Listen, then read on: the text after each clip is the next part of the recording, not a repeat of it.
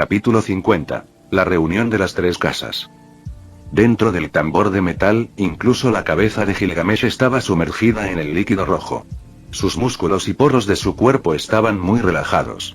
Este tipo de ritual de sangre débil no le traería muchos beneficios, pero podría poner su cuerpo en mejores condiciones y, a simple vista, no habría otro cuerpo que pudiera igualar el suyo.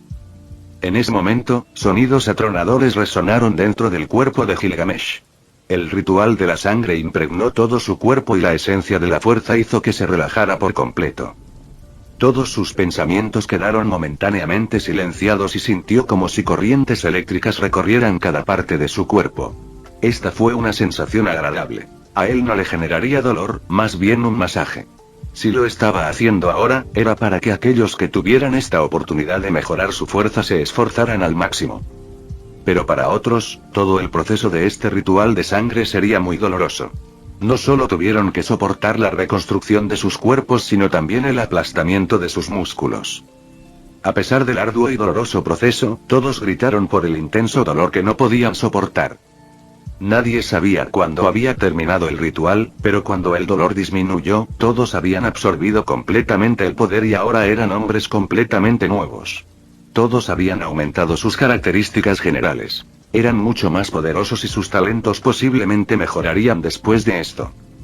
Cuando todos se recuperaron, varias sirvientas se acercaron con mantas negras para que se limpiaran y todos se miraron confundidos. Felicitaciones, todos ustedes han absorbido en sus cuerpos el poder que este ritual les ha dado.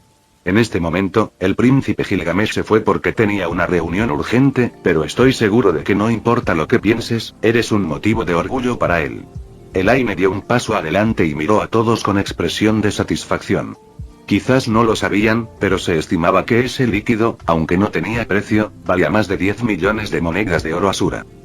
A lo largo de la mañana, Gilgamesh, que ya se había cambiado, se dirigió hacia la sala de reuniones donde esperaban su presencia los jefes de las principales familias que había convocado. Pero antes de eso, Gilgamesh se dirigió a Finian y le dijo: usas una espada muy pesada para tu cuerpo, por lo que debes aumentar tu masa muscular mediante un entrenamiento especial. Finian asintió sin decirle una palabra. Había jurado lealtad a Gilgamesh después de haberlo salvado a él y a su hermana menor, Arya, que ahora estaba aprendiendo magia. Su talento para la espada era excelente, tanto es así que incluso los instructores que le enseñaban quedaron sorprendidos por su rápido progreso. Debes saber que tengo muchas expectativas puestas en ti, pero no debes forzar tu cuerpo a algo a lo que aún no está acostumbrado, dijo Gilgamesh mientras tomaba un sorbo de una taza de té. Finian miró a Gilgamesh como si estuviera mirando a su dios. No podía borrar de sus recuerdos la escena de él luchando contra esos asesinos como si estuviera jugando, algo que nunca hubiera imaginado de alguien 3 años mayor que él. Finian no entendía cómo Gilgamesh era tan fuerte. ¿Qué planea la familia Black Crow al aparecer en un lugar tan extravagante? No me digas que has olvidado lo que se siente estar en una ciudad después de todos esos años viviendo con los cuervos. Una voz extravagante rompió el silencio de una habitación con 2 hombres mayores en su interior. Este hombre vestía un hermoso traje rojo y una rosa roja en sus labios. Pero mira quién está aquí, viejo Alarión. Pensé que tu familia Arrington había terminado su historia después de ir a una granja para proteger un pueblo que ni siquiera las moscas tocan. Uno de los ancianos sentados en la habitación respondió con indiferencia. En respuesta a esto, Alarion Arrington, el líder de la familia Arrington, dijo con firmeza: su familia Ivanov, que vive para proteger una frontera que nunca será violada, es extremadamente agotadora. Me imagino que habrás fantaseado todas las noches con el inicio de otra guerra solo para que tu apellido vuelva a resonar en todo el continente central. Bueno, ¿qué diablos están haciendo ustedes dos aquí si ambos odian la maldita política? Caspian Black Crow, finalmente hablas. Pensé que los cuervos te habían comido la lengua. Siempre es un placer volver a verte, viejo Ivanov. Los cuervos siempre están mirando. Caspian Black Crow dijo mientras se inclinaba, pensando: maldita bolsa de huesos, si sigues hablando, te cortaré la garganta y se la daré a los cuervos, convertiré tu cuerpo en carne molida para alimentar a los perros de caza que esperan ansiosamente afuera, y usaré tu espada para cavar tu propia tumba.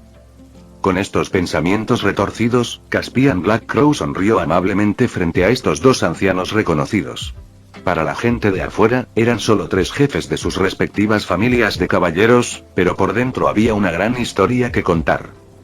Mucho antes de que los 3 se convirtieran en sucesores de sus respectivas familias, trabajaron juntos como amigos en un grupo de aventureros y eran conocidos como los 3 maníacos de la espada.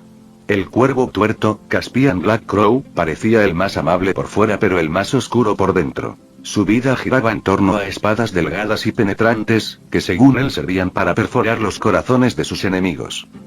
El más tranquilo era Larion Arrington, quien desde pequeño había soñado con vivir en un lugar pacífico lejos de guerras y batallas con monstruos. Fue después de haber expulsado a un grupo de rebeldes que el rey le concedió ese privilegio mientras cuidaba de una de las aldeas agrícolas más grandes.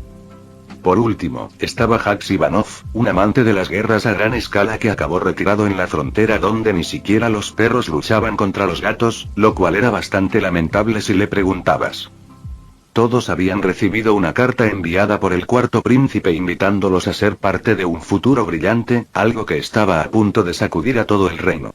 Pero no vinieron por intereses políticos. Vinieron porque querían saber cómo un niño podía convertirse en rey espada y descubrir de dónde venía el poder que lo protegía. Buenas tardes, caballeros. Debo agradecerle su honorable visita. Veo que ya os habéis saludado, así que vamos a lo primero. Gilgamesh había llegado en el momento perfecto. De lo contrario, estos 3 viejos maníacos habrían empezado a pelear con sus propios puños. Capítulo 51. Una decisión. 3 personas mayores estaban sentadas en una cómoda habitación dentro de una sala de reuniones. Todos miraron al joven príncipe que tenía delante, quien, a primera vista, no parecía particularmente notable. Sin embargo, el hecho de que tuviera la audacia de reunirse con ellos ya era algo digno de admirar. Gilgamesh miró a estos ancianos sentados a su lado y se tomó un momento para evaluar la situación. Los ojos peligrosos de estos hombres lo miraron fijamente, sus cejas transmitían suavidad y fuerza. Los cuerpos de estos ancianos exudaban un aura natural de frialdad y aspereza de asesino. En el brillo de los ojos de estos ancianos había una cierta chispa de anticipación y otras de tranquilidad. Al parecer, ninguno de ellos lo había subestimado, lo que solo aumentó el respeto de Gilgamesh por estos hombres. Puedo asumir que ninguno de ustedes filtrará la información que adquieran en este lugar. Hacer esa pregunta podría ser una falta de respeto para todos ustedes. Por eso, quiero saber una cosa. ¿Qué opinas del reino Asura? Al plantear esta pregunta, Gilgamesh fue sutil con sus palabras, dejando varias oportunidades para recopilar más información sobre los pensamientos de estos ancianos. Esta es una pregunta rara e inesperada, aunque considerara que no sería como las demás, aún así me sorprendió, príncipe Gilgamesh. El primero en hablar fue Caspian Black Crow, quien continuó. Por supuesto, admiro este reino y estaría dispuesto a morir por él. ¿Cuál es el objetivo de esta pregunta? Estoy de acuerdo con la pregunta del viejo cuervo. ¿Cuál es el sentido de esta pregunta? Larion Arrington, que era el menos sensible al asunto, pensó que al príncipe Gilgamesh le costaba expresarse. Sin embargo, Hax Ivanov, siendo un veterano de guerra, poseía mayor experiencia y observación que los tontos ancianos presentes en esta reunión. Entendió el significado subyacente a esta pregunta pero decidió no interferir por ahora. Quiero profundizar más en lo que piensas de este reino y cuáles son tus mayores decepciones. ¿Qué tal si empiezo? La mayoría de los nobles de este reino deberían desaparecer. No solo el primer ministro era un cerdo, sino que resulta que mi padre tiene miedo de empuñar una espada. Gilgamesh sonrió ampliamente a estos ancianos y dijo: han intentado quitarme la cabeza en múltiples ocasiones pero nunca lo han logrado. Así que, como castigo, planeo algo verdaderamente sublime para el futuro de este reino. Para eso, necesito familias de grandes caballeros que se destaquen en aspectos con los que pueda identificarme. Por eso me puse en contacto contigo. El viejo Hax Ivanov abrió mucho los ojos pero permaneció en silencio. Sus manos temblaron levemente al escuchar las palabras de Gilgamesh e inmediatamente pensó. Pensé que nos pediría directamente que nos uniéramos a su facción para convertirnos en rey. Nunca imaginé que presentaría asuntos tan complejos y delicados ante 3 ancianos. ¿Entiendes el significado de las palabras que estás diciendo? Cuarto príncipe, entiendo que tal vez no sepas quién te ataca y que estés desesperado, pero pronunciar estas palabras no nos infunde confianza para seguir discutiendo este asunto. Larion Arrington frunció el ceño y se puso de pie con expresión fría. Al escuchar las palabras de Gilgamesh, se dieron cuenta de que si esta información se hacía pública, podrían ser ejecutados por alta traición. Ni siquiera sus familias de caballeros pudieron escapar de las consecuencias de hablar con alguien que aún no comprendía los peligros de la política. Jajaja, estoy de acuerdo con esas palabras, príncipe Gilgamesh. Hay muchas familias que han sido consumidas por la complacencia del reino, sin hacer nada más que fornicar y beber hasta que sus riñones funcionan mal. Dime, ¿qué quieres de nosotros? Haxibanov se rió, sintiendo el aura sutil que rodeaba a Gilgamesh y las docenas de ojos posiblemente observando desde decenas de metros de distancia. Viejo Ivanov. ¿Te has vuelto completamente loco? Caspian Black Crow estalló al ver la ingenuidad del anciano a su lado. Necesito que nuevas familias de caballeros me juren lealtad en regiones que actualmente están bajo el control de otras familias nobles. Jura por mi nombre que si alguna vez me atacan de nuevo, destrozaré todas sus ilusiones lentamente. Por eso pregunto, ¿quieren ser los próximos nobles en servir a un emperador respetado? En ese momento, una aura dorada envolvió a Gilgamesh, haciendo que los alrededores sintieran una temperatura que no cualquiera podría soportar. Esto hizo que los ancianos, que eran expertos curtidos en las batallas capaces de igualar a un rey espada, se sintieran pequeños. ¿Qué tipo de aura de batalla es esa? Caspian Black Crow gruñó con el ceño fruncido, todavía impactado por las palabras que había escuchado de este joven príncipe. Haxibanov ignoró eso y en su lugar hizo una pregunta más directa. Príncipe Gilgamesh, cuando dices que quieres ser emperador, ¿estás diciendo que gobernarás todo el continente central? ¿Qué? Alarion Arrington resistió el aura de Gilgamesh y dijo: nadie ha considerado eso jamás. Incluso el rey actual, que luchó con uñas y dientes para gobernar poco menos de la mitad del continente central, y eso todavía es discutible por los espacios. Se sabe que el continente central anteriormente era parte de una masa de tierra más grande conocida como el Gran Continente, que también incluía el continente demonio. Este gigantesco continente, sin embargo, se dividió en los actuales continentes central y demoníaco al final de la Segunda Gran Guerra humano-demonio debido a una calamidad de maná causada por una entidad desconocida.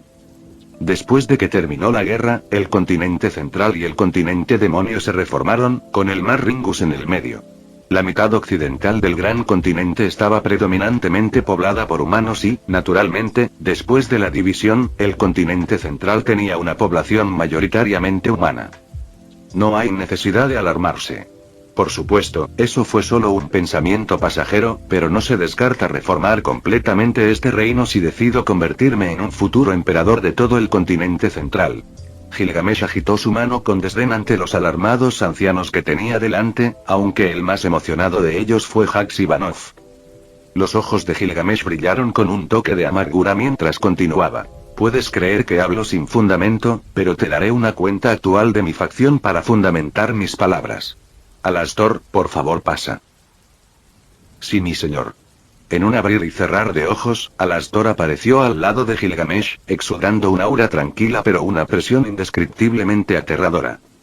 Gilgamesh sonrió y dijo: haz una evaluación honesta de nuestras fuerzas actuales.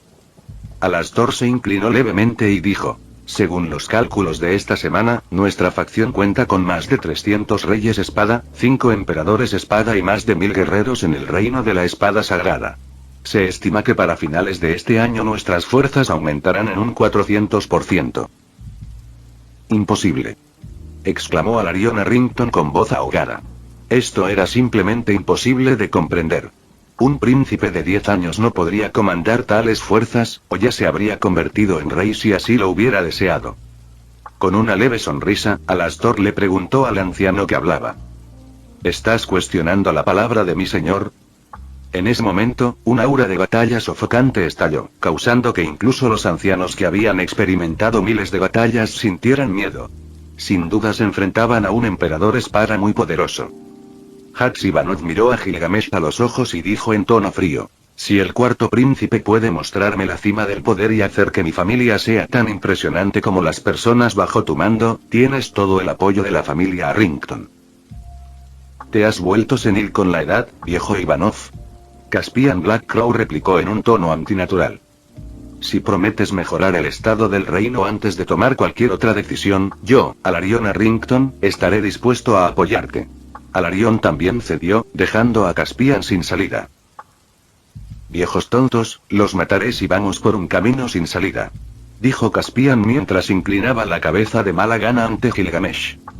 Muy bien, entonces demostraré con acciones que mis palabras son genuinas. Primero, acepten estas espadas, cada uno de ustedes, y serán testigos de un reino Asura más fuerte y más limpio que los cielos. Los ojos de Gilgamesh brillaron cuando estos ancianos formaron un juramento vinculante. Era natural. Todos se sintieron atraídos por sus palabras y acciones seguras, y nadie podía negarse a aceptarlo como su señor después de haber demostrado una fracción de su poder. Solo con esto, había logrado reunir una facción más poderosa que sus hermanos, que contaban con el apoyo de las principales familias nobles del reino. Capítulo 52. Mirando hacia el futuro. Al caer la noche, Gilgamesh estaba en lo alto de la torre de Uruk, contemplando la ciudad de Ars mientras brillaba débilmente debajo. La idea de convertirse en rey había surgido casi de la noche a la mañana, impulsada por la ira. Quería castigar a todos aquellos que creían poder imaginarse por encima de él. Por supuesto, él no sería quien perturbaría la paz entre los reinos, y su mención de conquistar el continente central fue simplemente para darles a sus sirvientes una idea del alcance de su poder si se esforzaba un poco. Además, ser rey era algo que potencialmente podría suceder, y podría usar a su hermana, Ariel, para ser la voz del liderazgo en el reino. Quizás ella podría desempeñar ese papel, mientras que Gilgamesh solo servía cuando surgían problemas, como ser un gobernante sereno. No quería esforzarse demasiado porque anhelaba una vida diferente, pero incluso eso sería suficiente para hacer que el reino de Asura fuera invencible. Podría crear mi propia región desde cero, una ciudad construida con los más altos estándares de seguridad y avance. Algo en lo que pudiera esforzarme y un lugar seguro para proteger a mis seres queridos. Si ese fuera el caso, Ars se convertiría en una región más, y esta nueva ciudad sería la capital de este reino cuando yo vuelva a ser rey. Mirándolo de cualquier manera, su grandeza solo podía crecer, incluso sin querer, como rey en su nueva vida. Si le preguntaras, ser hijo de un conde podría ser incluso más tranquilo que ser un cuarto príncipe con posibilidades de convertirse en rey. ¿Alguien como yo podría haber vivido tranquilamente en una montaña? Gilgamesh supuso que la respuesta sería no, todo porque había desafiado al dios humano, Itogami, y era posible que en el futuro recibiera visitas no deseadas de sus apóstoles. Pero si ese idiota dios humano ni siquiera podía matar a un dragón, significaba que sus posibilidades de crear rivales fuertes para él eran muy escasas.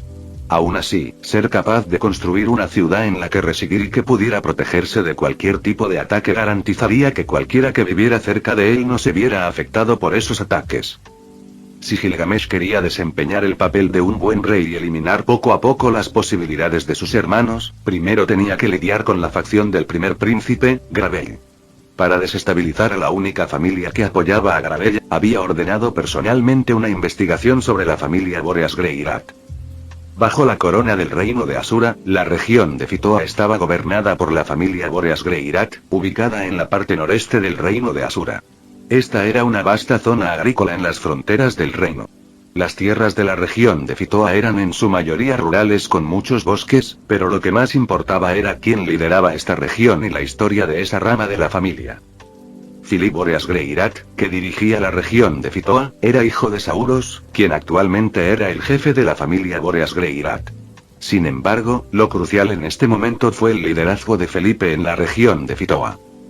En la información que le había llegado después de interesarse en desmantelar las facciones que lo habían atacado, Gilgamesh descubrió que Philip Boreas Greirat, después de perder ante su hermano en la lucha por el poder para suceder a la familia Boreas Greirat, podría ser astuto y ambicioso. Esto hizo que todos los hilos de su plan se unieran. Si este hombre fuera inteligente, jugaría de su lado con la propuesta que le haría Gilgamesh. Había dos posibilidades. Aceptaría o desconfiaría y se negaría. Pero si aceptaba, Gilgamesh había preparado dos propuestas muy interesantes. Una de ellas sería eliminar a su hermano y abrirle un camino directo para volver a ser cabeza de familia. En el hipotético caso de que se negara, Gilgamesh le ofrecería algo muy tentador: el matrimonio oficial entre él y la única hija de Fitoa.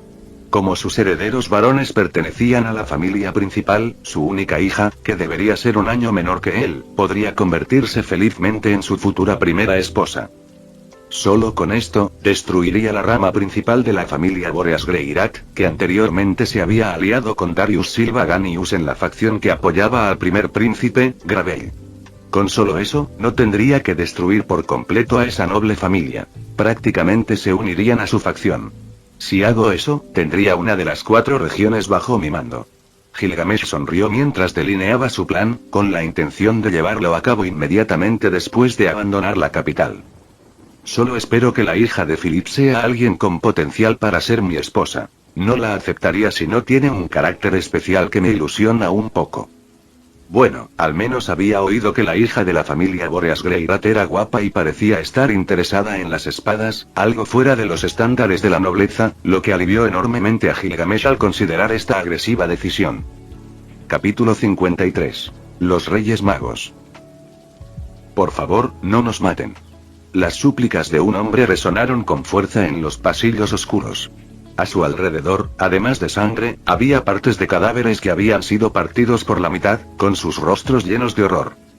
El olor a humedad y metal impregnaba cada rincón de este lugar, pero ahora solo quedaba el olor a sangre después de haber sido atacado por hombres vestidos de negro, empuñando enormes espadas. Te advertimos que vendieras a todos tus esclavos a la organización de los 3 cuervos. Si no puedes cumplir con esos requisitos, debes pagarlo. Uno de los hombres apuntó con su espada al hombre que no podía dejar de suplicar. Lo lamento. Verás, esos malditos nobles me amenazaron, y todo lo que puedo hacer en respuesta es suplicar. Solo vendí una chica. No es tan grande de un acuerdo. Prometo que de ahora en adelante todos los esclavos que vengan a este lugar te serán entregados según lo prometido. El hombre detrás de la máscara que estaba masacrando a los traficantes de esclavos en este lugar era Simón. Había recibido un informe de que los novatos habían presenciado la venta de un esclavo a un joven miembro de la familia Notos Greirat. Según las órdenes de Gilgamesh, estos traficantes de esclavos debían pagar con sus vidas.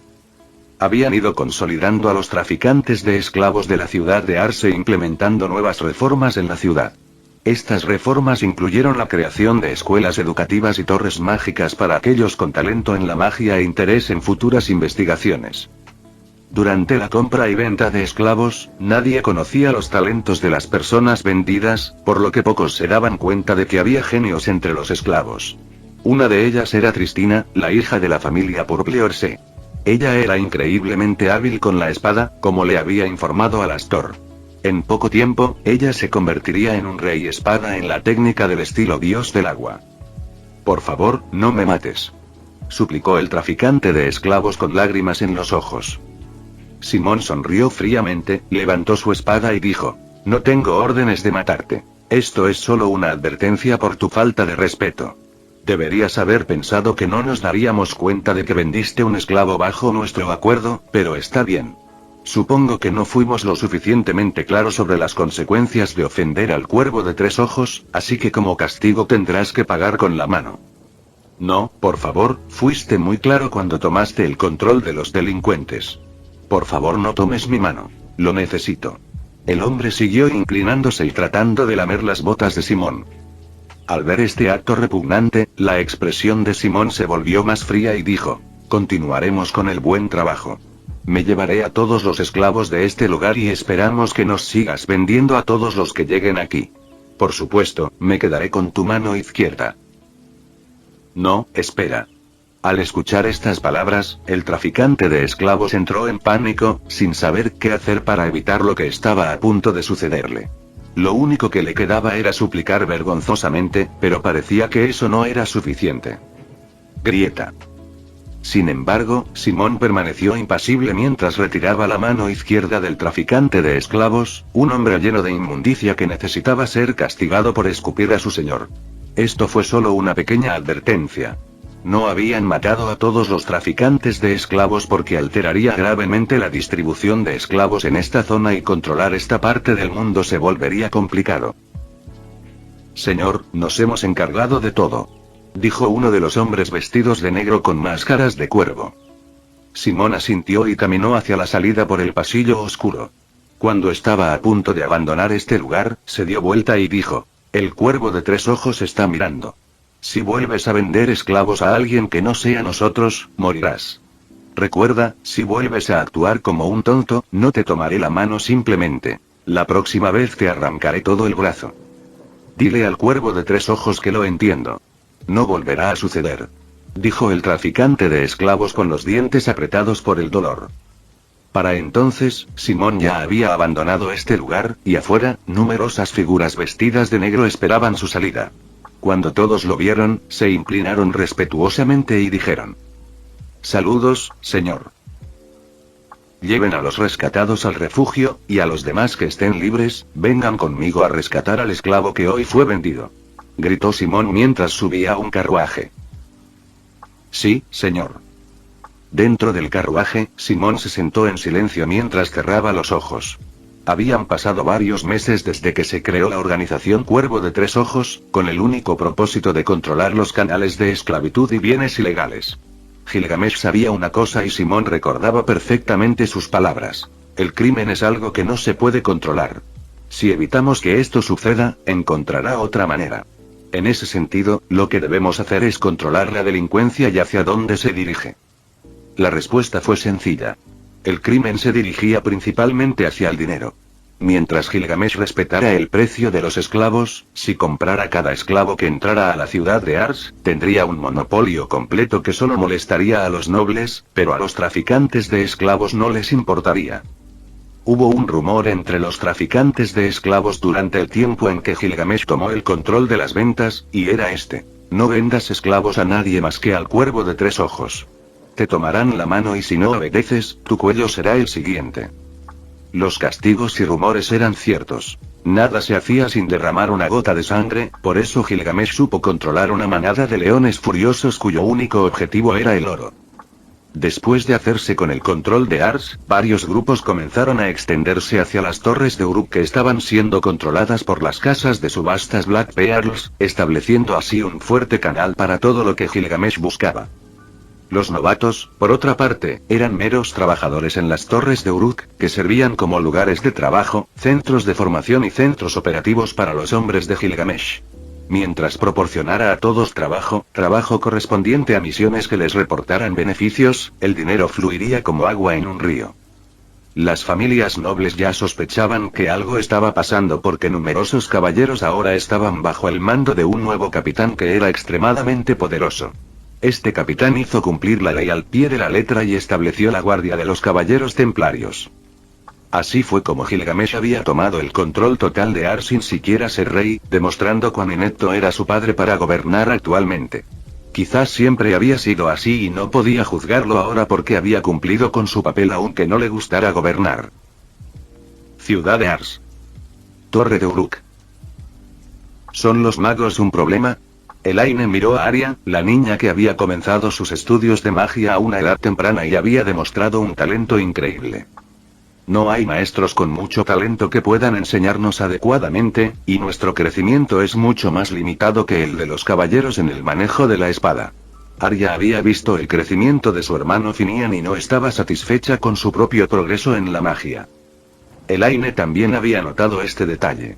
Sin magos poderosos y con un talento excepcional, era muy difícil que las torres mágicas progresaran rápidamente, por lo que debían solucionar este problema lo antes posible. Se lo diré al príncipe Gilgamesh. Debería tener una solución a este problema. Elaine sabía que eso era lo único que podía hacer. Si sus fuerzas en la magia no fueran lo suficientemente fuertes en comparación con las de los caballeros, sus fuerzas estarían gravemente desequilibradas. Capítulo 54. El rey de Asura. En los días siguientes al último intento de asesinato del príncipe Gilgamesh, todos notaron que sus actividades se habían reducido por completo, casi volviendo al anonimato. Todos sus sirvientes que previamente habían jurado lealtad fueron los únicos que observaron los movimientos del príncipe Gilgamesh.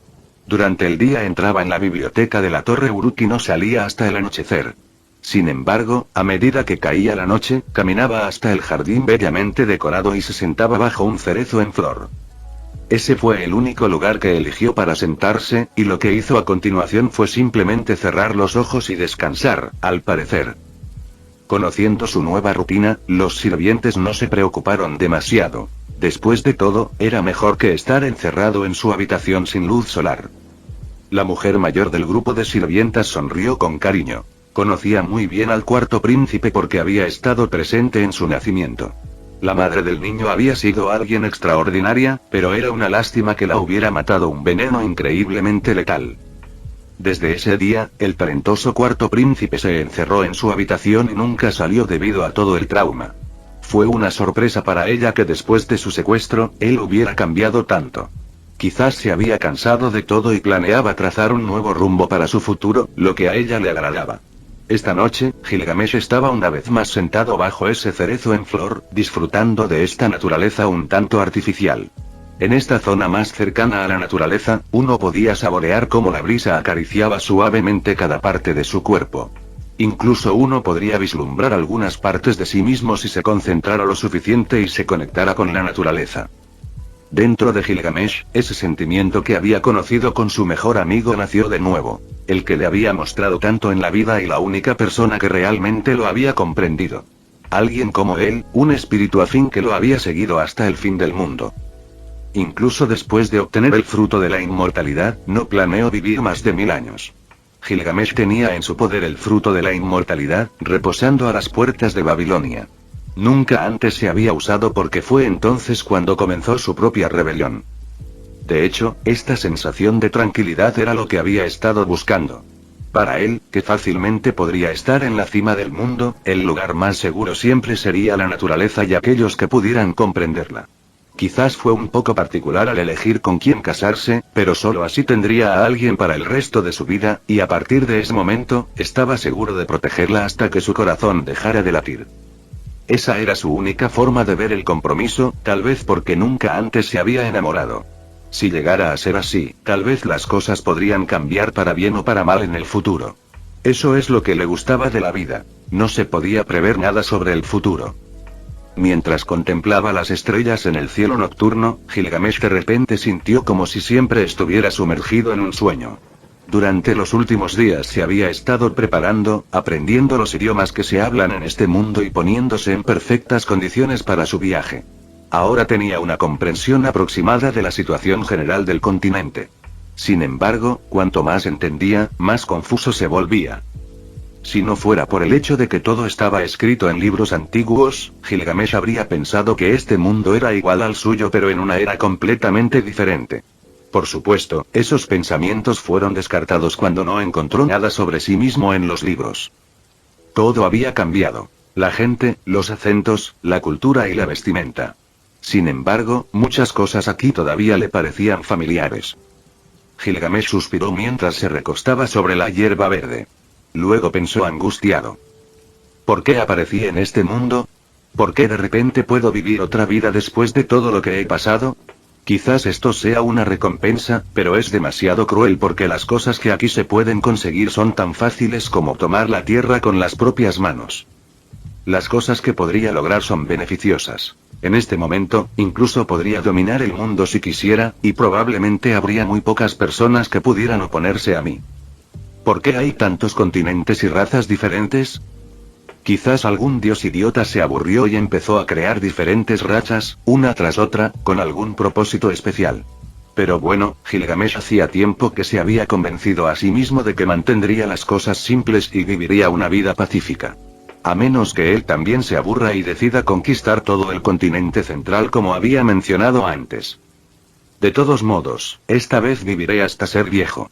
Gilgamesh estaba soñando despierto con los ojos cerrados hasta que escuchó pasos que se acercaban a lo lejos.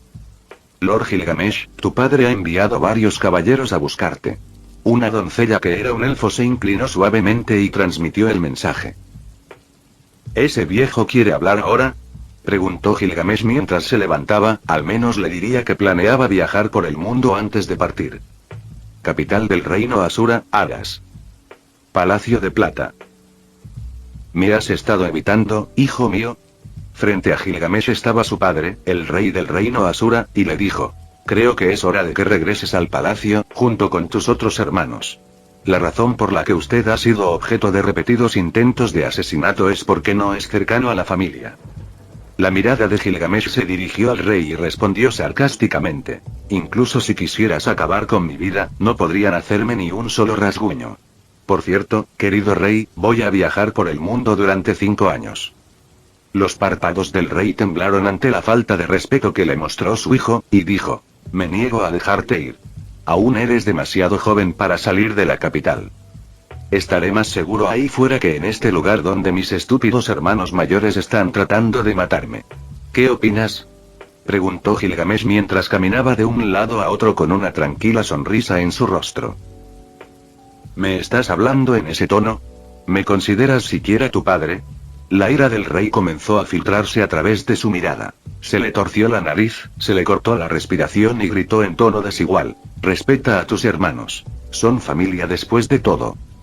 Gilgamesh frunció el ceño y señaló: ¿nunca estuviste involucrado en las luchas internas de los príncipes? ¿Me equivoco? Por lo tanto, no tienes idea de lo que eso significa. Si realmente lucho contra las facciones de mi hermano, lo que verás en la capital y en todo el reino Asura serán las cabezas de todos esos desgraciados con picas. Así que deja de molestarme y vive los años que te quedan en paz. No dejes que se desvanezca el poco respeto que te tengo como rey. Él ha cambiado, debí haberle contactado cuando lo secuestraron. Perdí el rumbo hace mucho tiempo. El padre de Gilgamesh vio la fiereza en los ojos de su hijo y decidió no seguir adelante con el asunto. No podía hacer nada y no quería que sucediera nada hasta que falleciera. Muy bien, te asignaré guardias especiales para que viajes libremente, dijo el rey después de ver los ojos feroces de Gilgamesh. No es necesario, padre. Tengo mis propios guardias que pueden derrotar a los ejércitos sin ayuda de nadie. Me iré la semana que viene. Solo quería despedirme. Después de decir eso, el cuerpo de Gilgamesh brilló en tonos dorados y desapareció por completo de la habitación. Entonces el rey se dejó caer en su silla. No había manera de que este Gilgamesh fuera el mismo que era hace un año. Se sentía como si lo estuviera observando un gran león, y toda la dignidad que había acumulado a lo largo de los años como rey había sido destruida por un niño de 10 años. Si se lo propone, podría ser el próximo rey. Aún así, no me atreví a preguntarle por qué mató a Darius. Fin del vídeo. Eso es todo por el capítulo de hoy, espero que lo hayan disfrutado. Antes de irme, les quería agradecer por el apoyo que me han estado dando a través de los miembros del canal. Muchas gracias a los miembros del rango humilde. También a los miembros de rango humilde plus, los cuales son los siguientes en pantalla.